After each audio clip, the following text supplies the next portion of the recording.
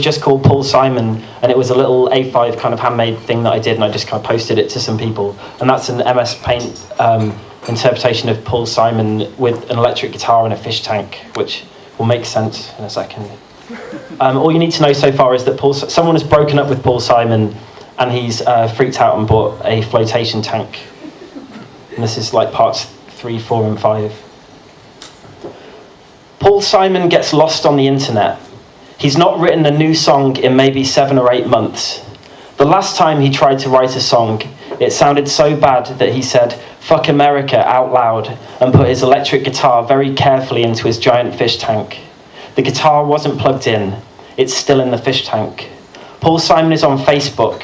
He's just discovered that he's been deleted by the person he used to be in a relationship with. He feels inordinately depressed about being deleted. He's not sure, but maybe he feels more depressed about being deleted than being told in person that the relationship was over. He tries to put himself in the position of the person who deleted him. He imagines looking at his own Facebook profile and thinking, "Fuck America, I want nothing more to do with Paul Simon and his crappy songs. He hasn't put out a good album in over 20 years anyway, and he's rubbish in bed," and then pressing the delete button. The song Our Way to Fall by Yo La Tengo is playing on repeat. It's been on repeat for 3 days. The flotation tank is making a strange noise. Paul Simon gets up from the computer and goes and looks at the flotation tank. It needs to stay plugged in to keep the water at a certain temperature, etc., and is probably using a lot of electricity. Paul Simon goes into the hall, opens a closet, and looks at the electricity meter. He watches the numbers revolving on the electricity meter for a long time, then begins to need the toilet. Paul Simon drives to Chevy Chase's apartment. It's Tuesday, cards night. Paul Simon feels a bit better about things. He's moved on to disc 2 of Yo La Tengo's Prisoners of Love Best Of compilation. He's unplugged the flotation tank. He's put on a white suit and pushed the sleeves up. He is 66 years old. "Fuck the United States of America," Paul Simon says joyfully as he watches the white stucco apartment buildings zip past from his car. Paul Simon parks across the street from Chevy Chase's apartment. A bird is pecking around next to a bent-over palm tree. Paul Simon has $300 folded up in the breast pocket of his salmon pink shirt. Paul Simon takes out his phone and dials the number for Chevy Chase's house. It rings for a while, then Chevy Chase picks up. "Chevy," says Paul Simon, "listen, I don't think I'm going to make it over tonight." "What?" says Chevy Chase. Paul Simon is smiling. "Yeah, you see, something's come up. I have this other engagement." "Oh," says Chevy Chase.